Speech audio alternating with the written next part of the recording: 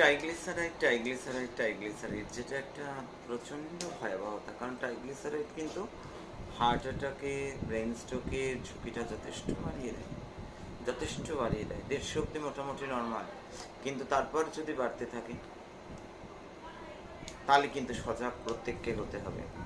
প্রচণ্ডভাবে তেল, ভীষণভাবে যেগুলো হাই হিটে ফোটাচ্ছে, হাই হিটে যেগুলো ফোটায়, তার উপর নুন, তার উপর নুন। এই যে একটা সন্ধ্যেবেলায় যে খাওয়ার অভ্যেস, একটু আলুর চপ খাই, একটু বেগুনি খাই, একটু এই ফ্রাই, একটু ওই ফ্রাই খাই, তাতে কি হচ্ছে, ওপর থেকে নুন, এটা কার্ডিওভাস্কুলার সিস্টেমটাকে নষ্ট করছে, কার্ডিওভাস্কুলার সিস্টেমে নানা রকম সমস্যার সৃষ্টি করছে, কোলেস্ট্রলকে বাড়াচ্ছে, সুগারের সমস্যা আনছে, কিডনিকে নষ্ট করছে, এবং বারবার বারবার হাই হিটে ফোটা তেলটা ট্রান্সফার সৃষ্টি করছে। সতর্ক হতে হবে, অন্য কিছু খাওয়ার অভ্যেস করতে হবে। প্রত্যেক দিন সন্ধেবেলায় এই অভ্যাসটা ত্যাগ করতে হবে, সতর্কতা।